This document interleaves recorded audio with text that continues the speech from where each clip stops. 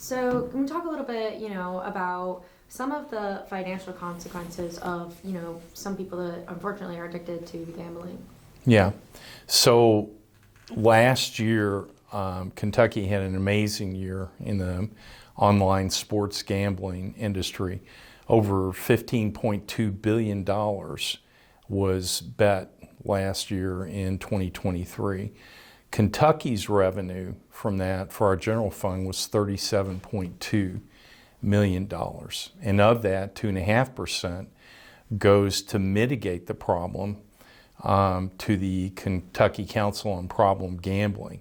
So they got about $750,000. This is another example of the law of unintended consequences and how our state, unfortunately, has created a tremendous addiction problem with 300% more calls to the problem gambling hotline, that 1-800 number at the bottom of the screen when you see these advertisements that are blanketing our airwaves. And there's a lot of money going into fixing it. Last year, when I had the opportunity to interview with you guys, once the legislation was in effect, I said that these type of activities lead to addictions. And we live in a society and in a state where addiction is a severe problem. And now the president of the Kentucky Council on Problem Gambling is Dr. Clark, Rosalind Clark, is telling us that she's seeing 20 times the number of problem gamblers than she's seen before, and she shifted her practice from other types of chemical addictions into counseling problem gamblers. So we created a cottage industry there. In other words, there's a lot of money being made off the misery that's created. According to Dr. Clark, 1 in 5 calls to their hotline are suicidal. And according to her, 1 in 5 individuals who identify as addicted gamblers will attempt suicide. But the money problems go way deeper than that. They go to broken marriages, they go to destroyed finances, lost homes, children that are displaced, etc. This was a bad idea last year, and in hindsight, it looks worse than I'd anticipated. And, going into specifically for, people that are struggling with addiction, you mentioned, broken marriages, displaced families. What are some other things that, can happen when this addiction really does take over?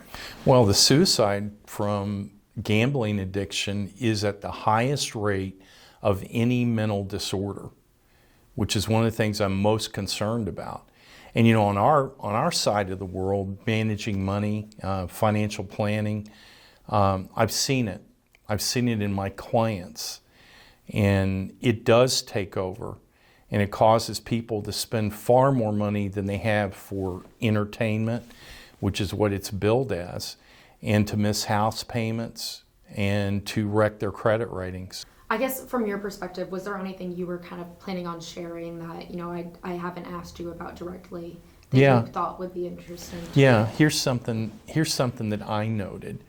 So if you look at the state general fund's receipts in 2023, from online gambling. I mentioned earlier they're $37.2 million. Well, that's a little less than 1/4% of the money that went into our general fund, which was over $15 billion. Is this economic, psychological, and cultural misery worth that? Wouldn't it be better to reduce our state tax rate at a slower rate? We were at 6%, we're at 4% now, and we've got great legislators in both the House and the Senate, I think, that might need to get their eyes on this problem. Maybe we shouldn't worry about reducing that as much and producing the huge amount of misery we're producing to get an extra 0.25% of our general fund revenue. And then, like I mentioned before, I was able to speak to the executive director. What he told me was that, these people are becoming more aware, and so that's why we're seeing an uptick. But you say you disagree with that. Could you just talk a little bit about your perspective on that? I do. It's like a lot of things. It's like the marijuana industry. They sound really good when they start, and the state thinks it sounds good from a revenue perspective to the state tax coffers. But in the end, they cost far more, not just in terms of human misery, but lost productivity, lost capital growth, because there's a lot of slippage. There's a lot of money going out to do this counseling. There's a lot of jobs and lives and companies that are destroyed.